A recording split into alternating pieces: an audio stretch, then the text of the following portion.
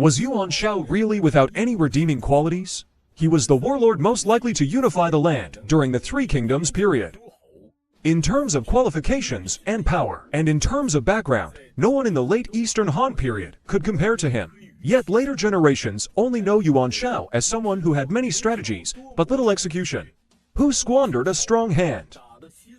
They don't know that he was the only loyal Han official who dared to draw his sword in the face of Dong Zhuo's death threats. He had countless prominent followers, and his family had produced 3 generations of high-ranking officials. He controlled 4 provinces in the north. Even Cao Cao once admired him. Even the disastrous defeat at Guandu didn't shake his position as a dominant warlord. In this video, we will explore, in chronological order, the Yuan Shao you may not know.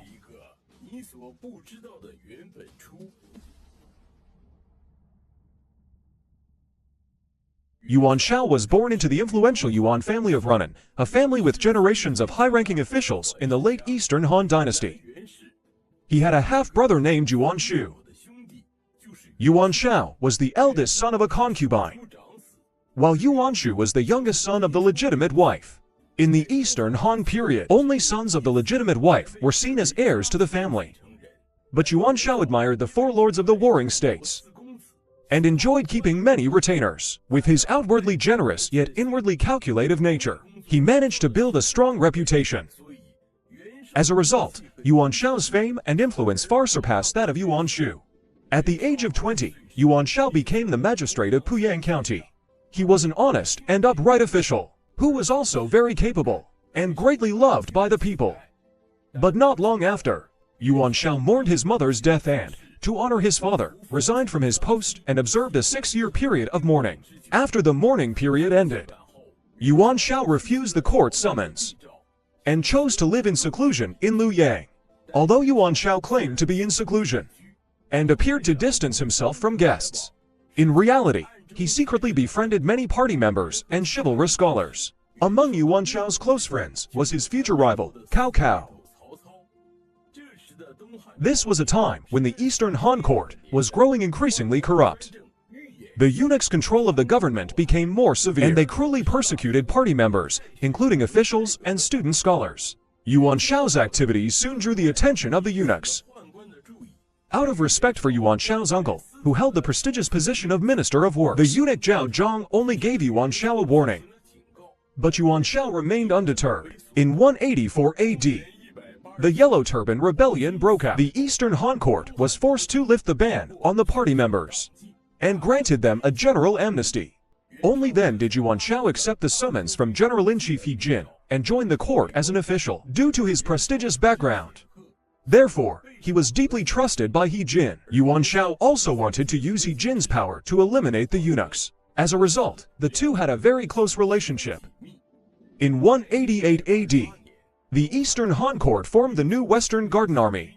They created 8 colonels of the Western Garden. Yuan Shao was appointed as colonel of the Central Army, and Cao Cao was appointed as colonel in charge of military inspections. However, real power was still in the hands of the eunuch Jian Shuo. Even the General-in-Chief He Jin had to follow his orders. This further deepened the conflict between the imperial relatives and the eunuchs. A year later, Emperor Ling of Han fell gravely ill. The issue of succession triggered a complete outbreak of conflict between the eunuchs and the imperial relatives. After Emperor Ling's death, Jian Shuo intended to act first and find an opportunity to kill He Jin. But He Jin had already anticipated the eunuchs' moves early on. He gathered troops outside the palace and prepared for action, while he himself feigned illness and did not enter the court. Under pressure, Jian Shuo had no choice but to follow He Jin's wishes and enthrone Liu Bian as emperor. After Liu Bian ascended the throne, Empress He and He Jin took control of the court. He Jin's power grew enormously. This greatly unsettled the eunuch faction. Finding themselves with no way out, the eunuchs decided to take a desperate gamble. They used the pretext of wanting to see the Empress Dowager one last time before leaving the court, and seized the opportunity to assassinate He Jin in the inner palace. When Yuan Shao heard that He Jin had been killed, he immediately led his troops into the palace to search for the eunuchs. Regardless of age, they were all slaughtered. More than 2,000 people were killed. Even men who did not have beards were mistaken for eunuchs and killed. While Yuan Shao was carrying out the massacre of the eunuchs in the palace, Dong Zhuo, who had brought his troops to the capital, unintentionally gained an advantage. He escorted the young emperor and marched triumphantly into Luoyang, seizing control of the government. In the face of Dong Zhuo's ruthless and oppressive measures, Yuan Shao was the only official who dared to stand up to him. Under Dong Zhuo's blatant threats, Yuan Shao gripped his sword, ready to fight to the death. He uttered the immortal words recorded in the Chronicles of Emperor Xian *, "Is Donggong the only powerful man in the world?" Then he turned and left in defiance. Realizing Luoyang was no longer safe, Yuan Shao hung up his court-issued insignia on the eastern gate and fled to Jizhou. In 190 AD, Dong Zhuo's cruelty and atrocities quickly aroused the anger of the bureaucrats and scholars, and calls for the overthrow of Dong Zhuo grew louder across the land. As the most influential figure, Yuan Shao was chosen to lead the alliance against Dong Zhuo. He raised an army in Shandong. Heroes from all over the land began to rally. Seeing the overwhelming momentum of the allied forces in Guangdong, Dong Zhuo took Emperor Xian hostage, forcing the people of Luoyang to relocate and moved the capital to Chang'an. However, the various regional leaders fighting against Dong Zhuo all had their own agendas. When their provisions ran out at Suanzhou, the campaign to overthrow Dong Zhuo came to a halt. After Dong Zhuo relocated to Chang'an, Yuan Shao no longer wished to remain just a minor governor of the High Commandery. Instead, he set his sights on Jizhou, which was regarded as the most important province in the land. A year later, Yuan Shao's advisor Feng Ji proposed a plan.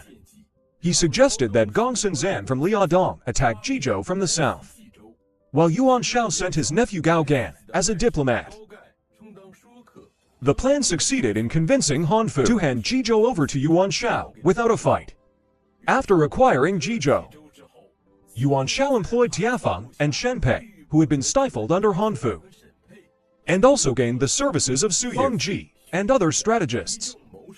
Yuan Shao was at the height of his success. However, Yuan Shao now faced two formidable enemies. One was Gongsun Zan to the north of Jizhou, and the other was Yuan Shu to the south. Gongsun Zan had become Yuan Shao's enemy due to the death of his brother, Gongsun Yue. Although Yuan Shu was Yuan Shao's brother, the two had always been at odds with each other. After 7 years of bitter fighting, by 198 AD, Yuan Shao had taken control of 4 provinces, Qi, Qing, Yu, and Bing, commanding an army of hundreds of thousands. As his power grew, so did Yuan Shao's ambitions. In 199 AD, Yuan Shao decided to send 100.000 elite infantry and 10.000 cavalry to destroy Cao Cao in one swift move and seize Zudu.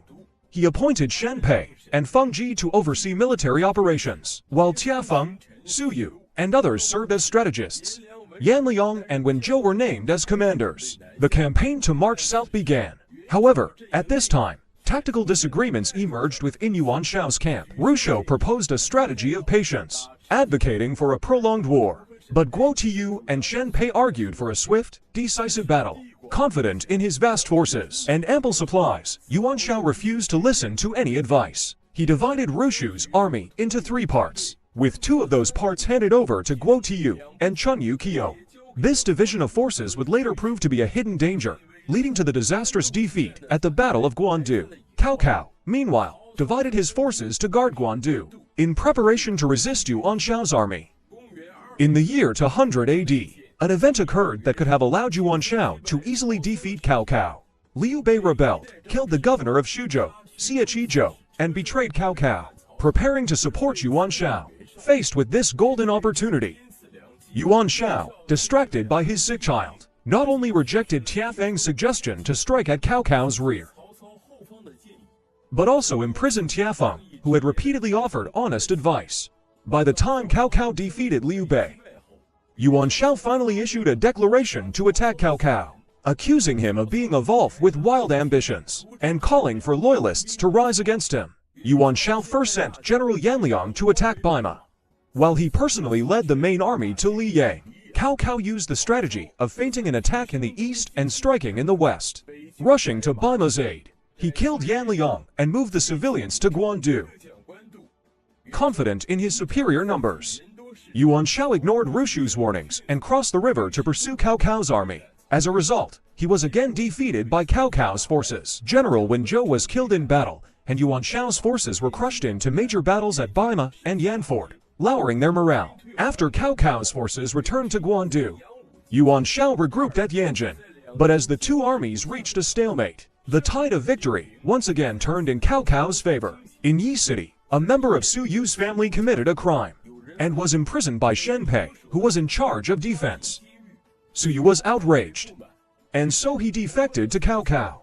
With Su Yu's advice, Cao Cao personally led his troops on a night raid to attack Chen Yukaong's camp at Wuchao. Gao Lan and Zhang He, who had been sent by Yuan Shao to attack Cao Cao's main camp, surrendered to Cao Cao upon hearing that Wuchao had fallen. Yuan Shao's army fell into chaos, leading to the crushing defeat at the Battle of Guandu. Yuan Shao lost 70,000 to 80,000 troops in this battle, along with countless weapons and supplies. After returning to Jizhou, Yuan Shao gradually suppressed various rebellions. In 202 AD, Yuan Shao fell ill and died in Jianan. After Yuan Shao's death, his sons Yuan Tan and Yuan Shang fought each other for power. Both were ultimately defeated by Cao Cao. By 207 AD, Cao Cao had pacified the Wu Huan in the north. Yuan Shang and Yuan Shi fled to Liaodong, where they were killed by Gongsun Kong. Thus, the Yuan family's power was completely destroyed.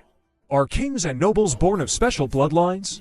This question has resonated ever since the rebellion of Chen Sheng and Wu Guang. In history, the fall of every dynasty is inseparable from the presence of peasant uprisings. They use their humble status to sound the death knell for the emperor's hereditary reign. The old heaven is dead. A new emperor must rise. Don't dismiss the poet's single eye, for it stirred the Yellow River, shaking the world. So, what are the most famous peasant uprisings in history? Even though there have been many peasant uprisings, why did most of them fail to succeed? In this video, we will take a look at the major peasant uprisings in Chinese history.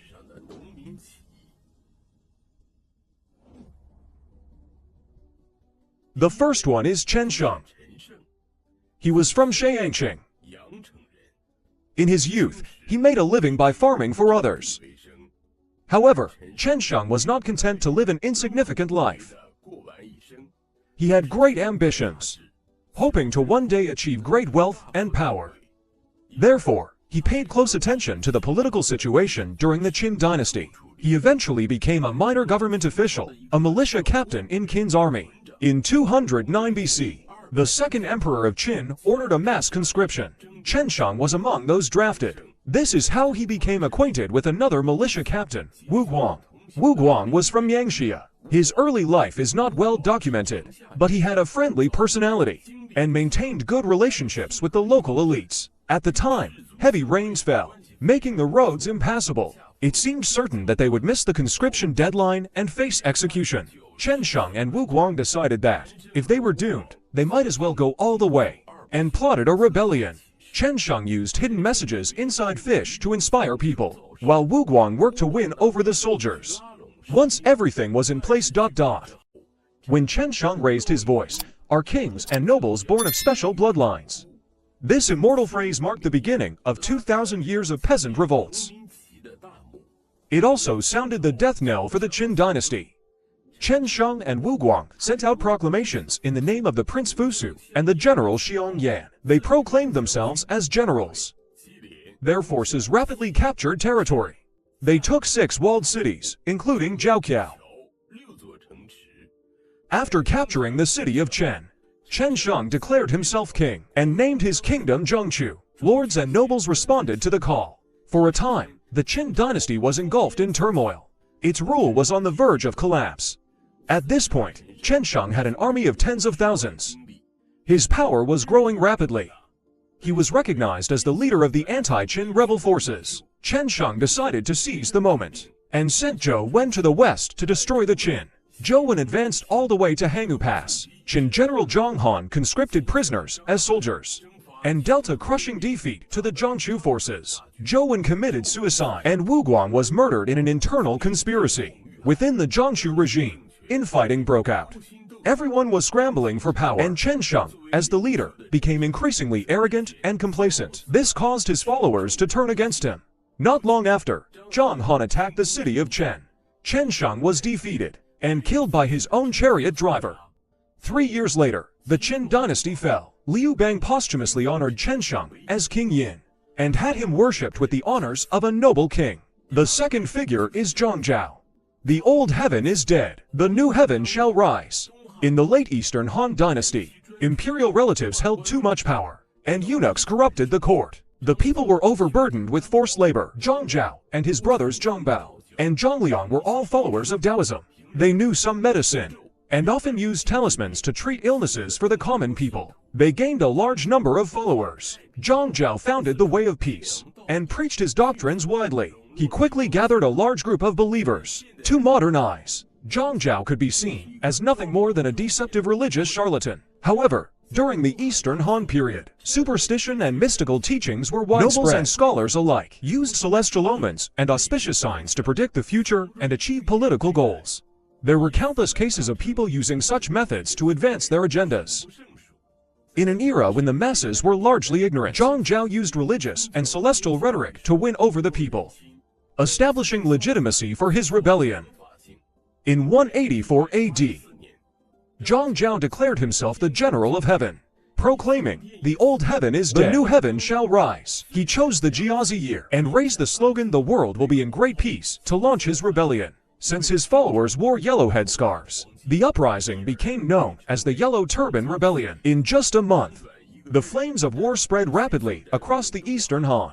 The imperial court was thrown into panic. They hastily organized troops to suppress the rebellion. Although the rebellion failed to overthrow the Han dynasty, it marked the beginning of the Three Kingdoms period. Many of the future heroes of the Three Kingdoms rose to prominence by suppressing the Yellow Turbans. To suppress the rebellion, the Eastern Han allowed regional commanders to recruit their own forces, which led to the fragmentation of power and local warlords. Thus, many warlords rose to power. Not long after, Zhang Zhao died of illness, and the Yellow Turban Rebellion was crushed.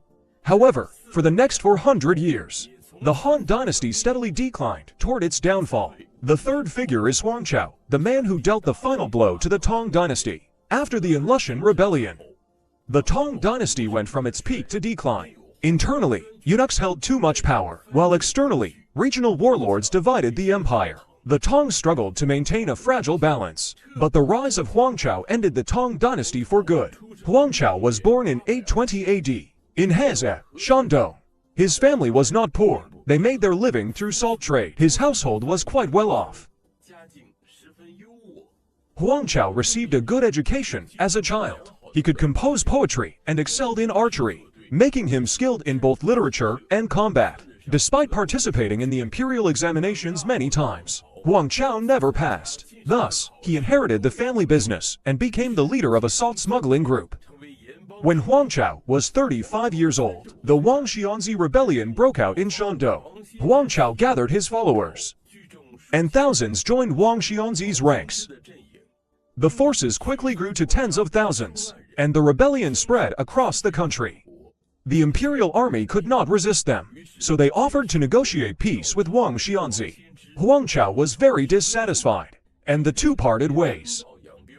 Not long after, Wang Xianzi was killed in battle. Yuan Shao declared himself king. In 878 AD, Huang Cao's attack on the eastern capital was repelled, so he accepted the imperial amnesty. He was granted the rank of general, but soon after, he rebelled again. After fighting in many regions, he finally captured the eastern capital, Luoyang, in 880 AD. He then went on to seize the Tang dynasty capital, Chang'an. Emperor Zizong fled to Sichuan. Yuan Shao proclaimed himself emperor and established the Daqi state. However, the aristocrats and scholars in Chang'an did not accept this vulgar emperor. In addition, Huang Cao's troops were undisciplined, plundering the people wherever they went, quickly losing public support. Before long, they were counterattacked by the forces of Prince Qin. Yuan Shao fled from Chang'an.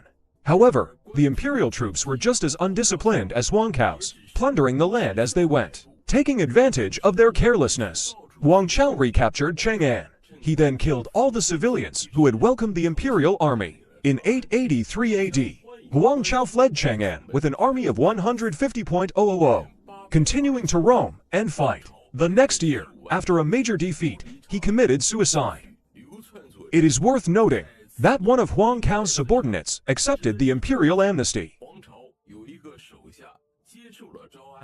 20 years later, that subordinate would overthrow the Tang dynasty.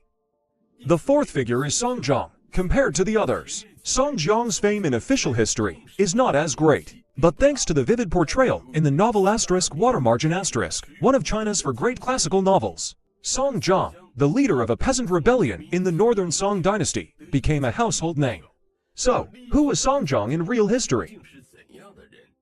Which of the Liangshan outlaws were real historical figures? The historical Song Jiang was a rebel leader during the Zhuan era of the northern Song dynasty. He started his uprising in Huainan, leading 36 followers to defeat their enemies across the region. Even armies of tens of thousands could not stop them. Thus, the northern Song court sought to negotiate peace with Song Jiang and sent him to fight against Fang La. However, the first attempt to grant amnesty did not succeed. The court then sent Zhang Shuai to suppress the rebellion. Song Jiang was forced to surrender. He took part in the campaign against Fang La. However, Song Jiang's end was different from what is depicted in Water Margin *. After the Song army's victory and return, Song Jiang was arrested. Although the exact details of his fate are not clearly recorded, it is highly likely that he was executed. By the time of the southern Song dynasty, the story of Song Jiang's rebellion began to spread among the people. Thanks to the influence of Water Margin *, the story of Song Jiang's uprising became widely known. It became a household tale. Finally, we come to the Red Turban Rebellion at the end of the Yuan dynasty. In the late Yuan dynasty, natural disasters were frequent and internal strife was constant. Han Shantong and Liu Futong believed in the coming of the Ming king. They began burning incense and gathering people to plot a rebellion against the Yuan. Coincidentally, the Yellow River flooded, and the Yuan dynasty conscripted laborers to repair the dikes. Han Shantong and Liu Futong decided to take advantage of the situation to stir up unrest. They say one-eyed people see the truth, stirring up the Yellow River to make the world rebel. Soon enough, they dug up a one-eyed man from the ground, as foretold. Han Shantong and Liu Futong raised the banner of revolt and launched the rebellion. Thus, the Red Turban Rebellion of the late Yuan dynasty began. Rebel forces across the land rose in response. For a time, the Yuan dynasty was engulfed in chaos. Its rule became increasingly unstable. However, like most peasant uprisings in history, the leaders of the Red Turban Rebellion faced several critical issues. The first was a lack of logistics. Even when they captured cities, they often found themselves besieged by imperial forces. They had to constantly move, unable to hold their ground for long. The second problem was that once they had some success, they became arrogant and complacent. Internal conflicts soon erupted, leading to their eventual collapse. In addition, the behavior of many rebel forces was just as terrible as that of the imperial troops, earning them little support from the people. In 1359, the Red Turban capital of Bianliang was captured by Yuan forces. Liu Futong fled with the puppet emperor Han Liner, but was later surrounded by Zhang Shiqing as the nominal leader of the Red Turbans. Han Liner had no choice but to seek help from Zhu Yuanzhang, the prime minister of Han Song's Jiangnan province. Zhu Yuanzhang settled Han Liner in Chuzhou. The titles and positions used by Zhu Yuanzhang's army all originated from Han Song. The regime was nominal, as Zhu Yuanzhang swept away the remaining rivals and prepared to unify the country. Han Liner, the puppet emperor, lost his value. In 1367 AD, a year before the founding of the Ming dynasty, Han Liner drowned on his way to Yingshan, modern-day Nanjing. Liu Futong was also killed. This marked one of the most famous reforms in history, a subject of endless debate over the centuries. Some believe it led to the Jingkang disaster and the fall of the northern Song dynasty. Others argue that it cleared out corruption and strengthened the state. So, what exactly was Wang Anqi's reform? And why has it sparked so much controversy? In this video, let's explore the details of Wang Anqi's reform. Wang Anqi, courtesy name Jifu, also known as Banshan, was a native of Fuzhou, Jiangxi. He was born in 1021 AD. His father, Wang Yi, served as a judge in Linjiang army. Throughout his life, Wang Yi held various local government positions. Wang Anqi was naturally intelligent and wrote excellent essays. As a young boy, he traveled with his father to various places, witnessing the hardships of the people. At the age of 17, Wang Anqi accompanied his father to the northern Song capital, Kaifeng, where he formed a close friendship with Zheng Gong, a scholar from a prestigious family. Later, both were listed among the 8 great prose masters of the Tang and Song dynasties. Through Zheng Gong's recommendation, Wang Anqi earned the admiration of the literary giant Yangzu. 5 years later, Wang Anqi passed the imperial examinations. Rumor had it that Wang Anqi was supposed to be the top scorer, but his essay displeased Emperor Renzong of Song, so he missed out on the top honor. He was appointed as a judge in Huainan. After his term ended, Wang Anqi gave up the chance to pursue higher positions. He continued serving in local government. Wherever he went, he ruled with compassion and won the love of the people. In 1058 AD, Wang Anqi observed that the Song dynasty, having enjoyed a century of peace, was plagued by governance issues. He submitted a lengthy proposal to Emperor Renzong of Song, advocating for reform. However, after the proposal was submitted, it disappeared without a trace. No response at all. But 10 years later, Wang Anqi would have the opportunity to implement his plans. And the one who would give him this opportunity was Song Shenzong, the nominal grandson of Song Renzong, Jiaosu. Song Renzong faced difficulties. 3 sons died prematurely, one after another. Therefore, he had to adopt his nephew, Zhao Zongxi, as the crown prince, renamed him Jiaoshu. He became Song Yingzong. After the death of Song Renzong, Jiaoshu and the ministers engaged in a dispute over his servants. He wanted to posthumously recognize his biological father as emperor. The dispute over posthumous titles exhausted all of Song Yingzong's energy. He passed away after only 4 years on the throne. Wang Anqi did not participate in this dispute. His mother had died for years into Song Yingzong's reign. Wang Anqi returned home to observe mourning. By the time he returned to the court, the emperor had become the legitimate eldest son of Song Yingzong, Jiaosu, known as Song Shenzong. At this time, the financial deficit of the Song dynasty had already become quite severe. It was time for reform. Wang Anqi once again presented a memorial to the emperor, analyzing the current state of the northern Song. He proposed reforms in the imperial examination, education, and encouragement of aspirations, as well as in agriculture and other areas.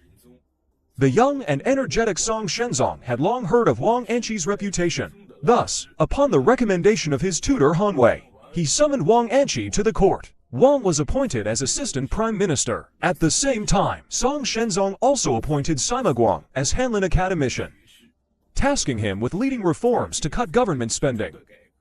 However, not long after, Sima Guang and Wang Anqi engaged in fierce debates over the issue of budget cuts. Moreover, such debates would be repeated countless times in the court of the northern Song in the years to come. In the year 1070, Song Shenzong appointed Wang Anqi as the prime minister to implement reforms, which became known in history as the Shining Reforms, also called the Wang Anqi Reforms. Before the reforms began, Wang Anqi had already sent people to various regions to survey the public opinion. He aimed to reform the system of permanent officials and permanent soldiers that had been abandoned by the Song dynasty. These reforms touched on military, agriculture, the imperial examination system, and other areas, to eliminate inefficiency and waste, and to strengthen the country and its military. However, once the new laws were issued, they were immediately attacked by a large number of opponents. Wang Anqi's reforms mainly consisted of 10 items. The first was the military service law. This was the first reform Wang Anqi implemented, and it achieved significant success in the early stages of the reform. He then issued the Green Sprouts Law, the Agricultural Water Conservancy Law, and the Immunization Law. Among them, the Green Sprouts Law was highly controversial. It provoked a flood of opposition from officials at the court. The Green Sprouts Law allowed the government to provide farmers with loans during years of poor harvests, which deprived wealthy landlords of the opportunity to lend money to farmers at high interest rates. Therefore, the opposition from these landlords was the strongest. To regulate market prices and reduce the tax burden on the people, Wang Anqi also issued the Market Law, the Immunity Law, and the Rectified Land and Military Tax Law. In the military sector, there were the Captured Soldiers Law, the Baojia Law, and the Warhorse Law, among others, all aimed at improving the combat effectiveness of the army and achieving the goal of enriching the country and strengthening the military. In the year 1071, Wang Anqi also issued a decree reforming the imperial examination system, abolishing the old practice of selecting officials through poems and song lyrics, and restoring the selection based on the 3 commentaries of Spring and Autumn Annals, as well as on the classics of Ming and Qing. He implemented the 3-division system for the Imperial Academy. These reform measures of Wang Anqi were supported by Song Shenzong, but faced overwhelming opposition from both the court and the public. The officials of the court split into 2 factions, reformers and conservatives, constantly arguing and disputing with each other. At the same time, numerous problems arose during the implementation of the new laws, leading to complaints from the public. Wang Anqi was even accused of causing disorder throughout the realm, with some people presenting memorials to Song Shenzong criticizing him. These accusations caused Song Shenzong to waver. Wang Anqi was stubborn by nature, earning him the nickname the Stubborn Prime Minister. In the face of overwhelming opposition, he firmly believed that natural changes were not to be feared, public opinion was not to be heeded, and ancestral customs were not to be followed blindly. However, Song Shenzong did not possess the same unwavering determination as Wang Anqi. The Northern Song dynasty had a long-standing tradition of political discourse and debate, where different opinions among the scholars and officials were encouraged to keep each other in check, thus maintaining the balance of imperial power. Wang Anqi was quite resentful of this tradition. He believed that, if everyone in the court constantly debated, how could any policies be successfully implemented? As Wang Anqi's most important supporter, Song Shenzong would often shift from full confidence to hesitation before enacting any new laws, going through a process of doubt and uncertainty. This caused great frustration for Wang Anqi, as he spent a lot of energy trying to convince the emperor to trust him. Yet his political enemies were constantly telling the emperor not to trust Wang Anqi. Even members of the royal family would speak ill of Wang Anqi to Song Shenzong. Frustrated, Wang Anqi had no choice but to resign in the year 1074. And he left for Jiangning to serve as prefect. On his way back home, Wang Anqi passed through Guozhou and was inspired to write, across the river, between Jingkou and Guozhou. Only a few ridges of mountains separate Zhongshan. Spring breezes once again green the southern shore. But when will the moonlight shine on my return? 10 months later, Song Shenzong once again summoned Wang Anqi back to the court, appointing him as prime minister. This move by Song Shenzong was not due to a change of heart, but rather the result of political struggles. Before leaving, Wang Anqi recommended Han Zhang as prime minister and Le Huijing as deputy prime minister. The factional struggles in the court did not cease after Wang Anqi's resignation. Instead, they intensified. Even within the reformist faction, a split occurred. Le Huijing flattered Song Shenzong at every turn and suppressed Wang Anqi, adding layers of complexity to the new laws, which caused endless trouble for the people. Complaints arose everywhere. Prime Minister Han Zhang had no choice but to ask the emperor to invite Wang Anqi back. Thus, 10 months after Wang Anqi's resignation, Song Shenzong once again invited Wang Anqi to return as prime minister. Wang Anqi returned, leaving Le Huijing in an awkward position, and he was demoted to a local official. By this time, Wang Anqi was already suffering from illness. His relationship with Song Shenzong also gradually grew distant. Song Shenzong no longer listened to Wang Anqi's proposals, which left Wang Anqi deeply disappointed. He thought, even if only half of my advice is followed, it would be enough. Not long after, Wang Anqi's son Wang Pan passed away. At just 33 years old, Wang Anqi was heartbroken and disillusioned, so he resigned once again and returned to Jiangning to spend the rest of his life. Although Wang Anqi left, this did not mean the end of the new policies. In the year 1078, Song Shenzong changed the reign title to Yuan Feng and personally oversaw the reforms, strengthening the implementation of the new policies. He also reformed the official system. Shortly after, a coup took place in western Xia, with Empress Dowager Liang imprisoning her son, Li Bingcheng, and seizing power for herself. Song Shenzong decided to take advantage of the situation and launched a campaign against western Xia. However, the campaign ended in failure. In the year 1082, Song Shenzong launched another military expedition, building fortresses within western Xia territory. Unexpectedly, the entire army was wiped out. Song Shenzong was deeply shaken, and he broke down in tears in front of the court officials. In the year 1085, Song Shenzong passed away in grief. At the age of just 38, his young son, Zhao Su, ascended the throne, with Empress Dowager Gao taking control of the government. Gao Taotao reinstated Sima Guang, abolished the new policies, and struck at the reformist faction. Wang Anshi, upon learning that his life's work had been destroyed, died in grief. He was 66 years old. Even after Wang Anshi's death, the factional struggle was far from over. One faction would rise as the other fell. After Empress Dowager Gao Taotao passed away, Emperor Xizong Jiaosu took control of the government. The reformists regained power, suppressing the conservatives. They even sought to posthumously criticize Gao Taotao. However, Emperor Xizong died young. Another son of Emperor Shenzong, Zhaoji, ascended the throne and became Emperor Hizong. Zhaoji appointed Cai Jing, a member of the reformist faction, as prime minister. However, once in power, Cai Jing persecuted both the reformists and the conservatives, who had ever offended him, regardless of their faction. In such a corrupt and chaotic environment, the Northern Song dynasty was headed towards its downfall. After the Southern Song was established, Emperor Gaozong Zhaogu believed that the primary cause of the Northern Song's collapse was Wang Anshi's reforms. Thus, almost all of Wang Anshi's policies were abolished. Only a few successful reforms were retained. So, what do you think of Wang Anshi's reforms? Feel free to leave your opinions in the comments section. He was one of the top generals of the Great Qing dynasty and the most trusted general of Emperor Hong Taiji. He was known as the bravest warrior of the Manchus, with an illustrious military career. But in the end, he met a tragic fate as a rebel and traitor. He was none other than the Manchu warrior, Oh Boy. So why was Oh Boy so loyal to the young Emperor Shunzi,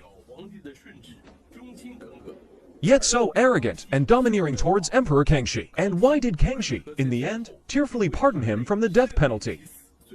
In this video, we will explore the life of the Manchu's greatest warrior, Oh Boy. Oh Boy was a member of the Gu Waljia clan of the bordered yellow banner. After his surrender, his uncle Fei Yingdong became one of the founding ministers of the Qing dynasty. A veteran of many battles, he was known as an enemy of 10,000 men. Oh Boy was highly skilled in martial arts and an expert marksman. In his youth, he had already begun to follow the army on campaigns. He accompanied Emperor Hong Taiji in campaigns against the Chahar Mongols and in the conquest of Korea, achieving numerous military successes. He earned the deep favor of Emperor Hong Taiji. During the reign of the Ming dynasty's Tianqi Emperor, the famous General Mao Wenlong was stationed at Pidao, echoing the Ming forces along the Ningjin line beyond the Great Wall. They supported each other. Whenever the Eight-Banner Army attacked the Ming dynasty, Mao Wenlong would harass the rear of the later Jin forces. This put the later Jin in a situation of fighting on two fronts. Pidao became a major threat to the later Jin. From Narachi to Hong Taiji, they always wanted to remove this thorn in their side. Though Pidao was small, the Eight-Banner Army was not skilled in naval warfare and thus could never conquer it. In the year 1637, Hong Taiji organized another attack on Pidao. Both sides fought at sea for more than a month. The Qing army suffered heavy losses, but still couldn't set foot on Pidao, which frustrated the soldiers. The frontline commander, Ajij, decided to split his forces. One group would create a diversion with the main navy, while another small elite force would take fast boats, using the cover of night to secretly land. This would allow them to attack from within and outside. The success of this plan depended on the success of the secret landing. If the main Qing forces could not land in time, this small team would be overwhelmed by Ming forces several times their size. At the time, Oh Boy, still a deputy commander, volunteered for the mission. Before setting out, he vowed, "If I do not take this island, I shall face death as punishment." After the attack began, Oh Boy braved the cannon fire to land on the island. He personally led a suicide squad in hand-to-hand combat with the Ming forces. They held out until the main forces landed and finally broke through the Ming defensive lines. At last, they conquered Pidao, which had troubled Hong Taiji for over a decade. Hong Taiji was overjoyed when he heard the news. He personally wrote a memorial to inform Narachi's spirit in heaven and gave Oh Boy rich rewards. He promoted him to the rank of third-class baron and bestowed upon him the title of Bacharu warrior hero. Oh Boy became famous after this battle, and his name spread far and wide. In the 1641 Battle of Songjin, Oh Boy led the Imperial Guard forces into battle, winning 5 consecutive victories. For his service, Oboi was promoted to commander of the guards, becoming a key general in the Eight Banners Army.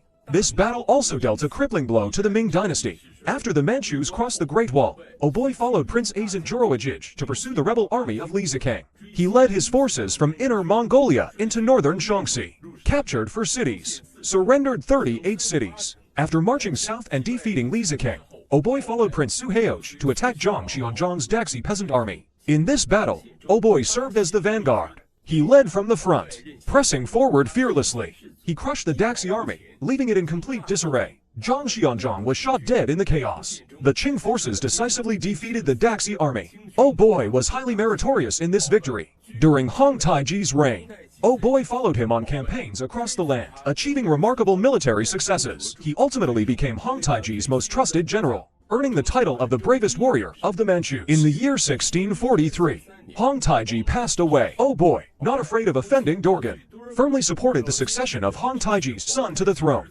After Emperor Shunzi ascended the throne, Dorgan held power, and Oboi's prominence declined. He suffered suppression from Dorgan.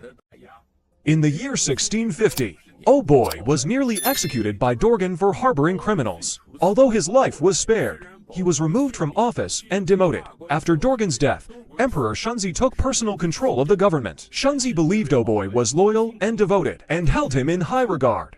He considered Oboi a trusted minister. From then on, Oboi stayed close to Shunzi, directly involved in managing state affairs. When Empress Dowager Shaozhuang was gravely ill, Oboi stayed in the palace, attending to her day and night, without rest.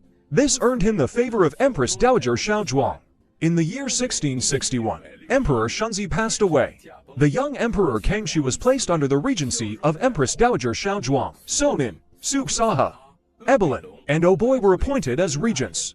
Although Oboi was ranked last among the 4 regents, his seniority and significant achievements often allowed him to dominate with his forceful personality. He wielded power arbitrarily. Apart from Suksaha, the other 3 regents dared not offend him. This further fueled his arrogance. At the time, Emperor Kangxi was still young, and Oboi showed little respect for the young emperor. He often raised his voice and shouted in Kangxi's presence. Emperor Kangxi had no choice but to tolerate him. In the year 1667, Chief Regent Sonin fell gravely ill. On his deathbed, he submitted a memorial asking the then 14-year-old Emperor Kangxi to assume full control of the government. After Sonin's death, Suksaha also submitted a memorial requesting the dissolution of the regency. If Suksaha succeeded in resigning, Oboi and Ebelin would also have to relinquish their power. But Oboi was unwilling to give up his authority. He believed that Suksaha was targeting him. So he began fabricating charges against Suksaha. Eventually, he accused him of 24 crimes, including 9 major offenses, such as insubordination and refusal to correct his mistakes. Emperor Kangxi knew that Suksaha was innocent, but under Oboi's intimidation, he ultimately ordered Suksaha's execution. Oboi's abuse of power eventually exceeded what Kangxi could tolerate. Finally, in the year 1669, Emperor Kangxi captured Oboi during a training exercise involving Manchu wrestling. He then ordered the ministers to conduct a formal investigation. Oboi was ultimately found guilty of 30 offenses. According to Qing law, he should have been executed. But when Oboi's charges were read aloud, Oboi suddenly removed his shirt, revealing the scars on his body from years of fighting for the Qing dynasty. Moved by his past military achievements for the country, Emperor Kangxi spared him from execution. He was imprisoned instead. Not long after, Oboi died miserably in prison. In the year 1713, the elderly Emperor Kangxi, recalling Oboi's past contributions, restored the nobility of Oboi's family, allowing his grandson to inherit the title of duke. After his grandson's death, Oboi's descendants continued to inherit the title.